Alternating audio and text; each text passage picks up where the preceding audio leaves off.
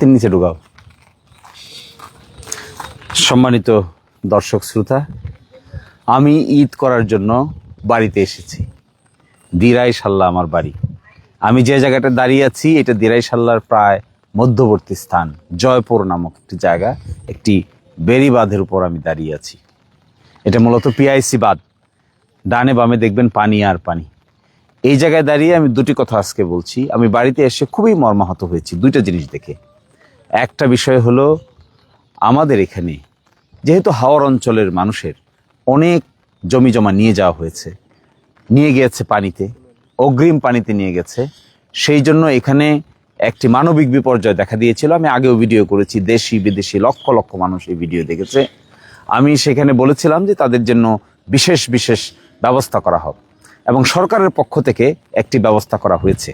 ক্ষতিগ্রস্ত কৃষকদের তালিকা করা হয়েছে এবং সেখানে আগে ভিন্নভাবে ইনস্ট্রাকশন থাকলেও বর্তমানে প্রায় অর্ধেক নামিয়ে নিয়ে আসা হয়েছে উপকারভোগীর সংখ্যা, এবং মাসে ৩,০০০ টাকা পাবে ৩ মাস ধরে, এবং প্রতিটা ফ্যামিলি 15 কেজি চাল পাবে। গতকালকে পরশুদিন আমি দেখলাম দিরাই উপজেলার করিমপুর ইউনিয়নের এক দেওয়া হয়েছে, আর গতকালকে টিওনো সাহেবের সঙ্গে কথা বলে আমি বুঝলাম যে বাহারা ইউনিয়নে নাকি দেওয়া হয়েছে, সাল্লায়। কিন্তু করিমপুর ইউনিয়নের যে তালিকাটা আমরা দেখলাম, সাংবাদিকরা এনে রিপোর্ট করেছে, এত অনিয়ম, দুর্নীতি এবং স্বজনপ্রীতি হয়েছে এখানে যা বলে শেষ করা যাবে না। কে বিদেশে থাকে তিনিও পেয়ে যাচ্ছেন, এক পরিবারে 8 জন পেয়ে যাচ্ছেন, এবং এক জায়গায় তো দেখলাম একজন সাংবাদিক লিখেছেন যে তাদের বাড়িই নাই এই গ্রামে, তারাও পেয়েছেন, তাদের নাম দেখানো হয়েছে এখানে। আমি বলছি, আপনারা সামান্য কৃষকদের 3,000 টাকা মাসে 3 মাস পাবে, 15 কেজি চাল, এগুলো নিয়ে এগুলো করার কোনো প্রয়োজন আছে? এটা কি এমন হবে বলেন? কি নেতাগিরি এর দ্বারা আপনারা প্রকাশ করবেন? আর এর দিয়ে কি নেতাই হবে? সরকারের বা কি ভাবমূর্তি হবে? আপনাদের ভাবমূর্তি কি করে হবে? আপনারা এটা স্বচ্ছভাবে করতে পারেন না? প্রতিটা ওয়ার্ডে ওয়ার্ডে প্রকৃত অর্থে ভুক্তভোগী যারা শুনানি করে তাদের নামগুলো সংগ্রহ করতে পারেন না? এরকম করেন কেন? কেন একজন ভুতুরে মানুষকে দিয়ে দিতে হবে যার নাম নাই, ঠিকানা নাই, বিদেশে তাকে, জমি করে নাই, এরকম লোককে দিচ্ছেন, আর জমি তলিয়ে গেছে তার কোনো খবর নাই? আমি খুব অবাক হই। 3,000 টাকা পাবে একটা পরিবার, তাও মাত্র 3 মাস। তাহলে 3 মাসে কয় টাকা পাবে সে? 9,000 টাকা। আর 15 কেজি চাল, 15 কেজি চাল এক মাসে যদি পায়, তাহলে একটা পরিবার 3 মাসে 3-15 45 কেজি চাল পাবে, এক বস্তার চাইতে একটু বেশি। আচ্ছা, এই অল্প কয়টা সহযোগিতা সরকারের কাছ থেকে করা হয়েছে, এটা স্বচ্ছভাবে দিতে আপনাদের অসুবিধা কি? কি এমন অসুবিধা?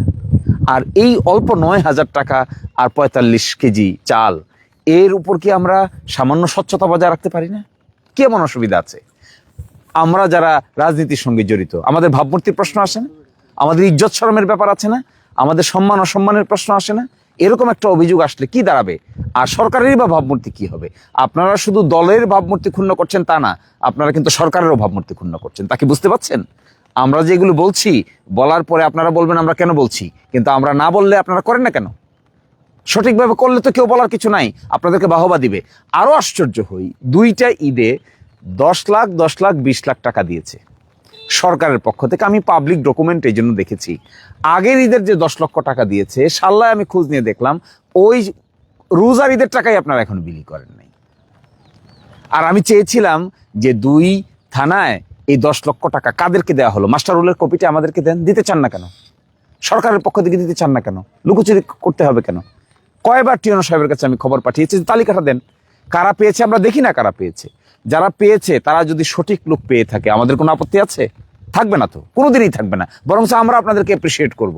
আমরা আপনাদেরকে অ্যাপ্রিসিয়েট করে বড় করে ভিডিও দিব যে আপনারা ভালো কাজ করেছেন, সঠিক কাজ করেছেন। কিন্তু দেখেন, রোজার ঈদে, আগামীকালকে কোরবানির ঈদ, টাকা এসেছে প্রতিটা আসনে। আমি দেখছি ভিডিওতে মানুষ, সংসদ সদস্যরা এটা বিলি করছেন। তা আপনারা করেন না কেন? শুনলাম, বুঝলাম আমাদের মাননীয় সংসদ সদস্য শারীরিকভাবে অসুস্থ হওয়ার কারণে তিনি আসতে পারছেন না। তার প্রতিনিধিরা করবে, তার অন্যরা করবে, সরকারের পক্ষ থেকে করবে, অন্যান্য জনপ্রতিনিধি আছে যারা, তারা করবে, ইউনিয়ন পরিষদের চেয়ারম্যানরা করবে। তাদেরকে অথরিটি দেন, তারা বাছাই করুক। বাছাই করে 10 লক্ষ টাকা যদি 1-2টা থানায় 10 লক্ষ টাকা আজকে বিলি করা হয়, গরিব মানুষদেরকে দেখে দেখে, তাদের জীবনে ঈদের আগের দিনের 1,000 টাকা কত গুরুত্বপূর্ণ তা আপনারা বোঝেন না? আপনারা এই গ্রামের মানুষ না? আপনারা জানেন না 1,000 টাকায় একটা গরিব মানুষ 1,000 টাকা ঈদের আগের দিন পেলে তার কাছে মনে হবে আসমানের চাঁদ হাতে পেয়েছে।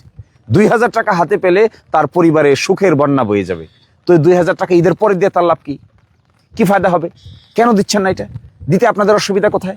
কে বাধা দিচ্ছে আপনাদেরকে? কেনই ম্যানেজমেন্ট করতে পারেন না? এতটুকু ম্যানেজমেন্ট করতে যদি না পারেন, তাহলে কি করে মানুষের উপকার করবেন?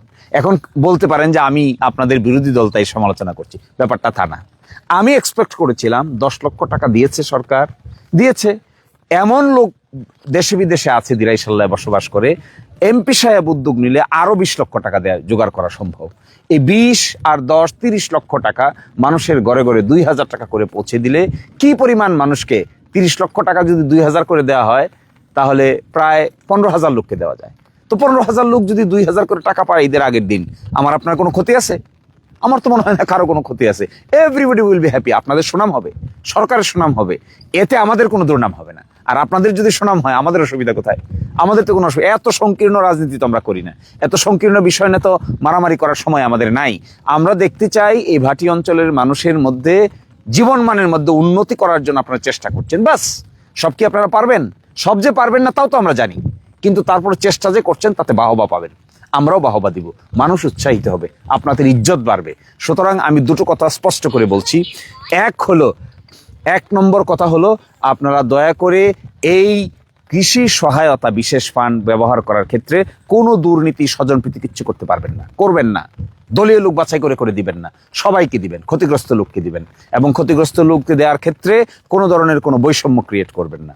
আর সেকেন্ড হলো, এই যে 10 লাখ 10 লাখ 20 লাখ টাকা রোজার ঈদের সময় দেখেছি আপনারা কিছু কিছু বিলি করেছেন, কিন্তু আমি এখনো খবর পেয়েছি, বিশেষ করে সাল্লায় খবর পেয়েছি, ওই টাকা পড়ে আছে, এখনো ডিস্ট্রিবিউট করেন নাই।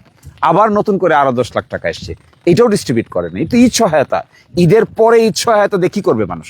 সেটা করেন, করে যদি ভালো পরিবেশ তৈরি করেন, আমরা আপনাদেরকে সাহায্য করতে চাই, আপনাদের পাশে থেকে আপনাদের সাকসেস চাই, সফলতা চাই, আপনাদের বিফলতা চাই না। বিশ্বাস করেন, আপনারা বিফল হলে আমাদের কোনো লাভ নেই, আপনারা সফল হলে আমাদের লাভ, জনগণের লাভ। আর জনগণের লাভ হলে আমরা সকলেই খুশি। আমাদের কারো বিরুদ্ধেই কিছু নাই, কোনো অনুরাগ নাই, কোনো বিরাগ নাই, কোনো জেদ নাই, কোনো ব্যক্তিগত ক্ষোভ নাই, কিচ্ছু নাই। আমাদের শুধু এতটুকুই চাওয়া, দয়া করে এই বিষয়গুলো সুষ্ঠুভাবে সম্পন্ন করেন। এই যে অ্যাডমিনিস্ট্রেশন আছেন দিরাই এবং সাল্লায়, তারা এগুলোতে সহযোগিতা করেন। যারা অফিসার আছেন তাদের সহযোগিতা নেন, নিয়ে সুচারুভাবে সম্পন্ন করেন। দলীয় লেজুর বৃত্তি কোনো দিনেই কোনো সরকারকে বড় ধরনের কোনো সাপোর্ট দেয় না। জনগণের পক্ষে থাকলে নিজেও সম্মান পাবেন, সরকারের ইজ্জত বাড়বে। ভালো থাকবেন, সুস্থ থাকবেন। আল্লাহ হাফেজ।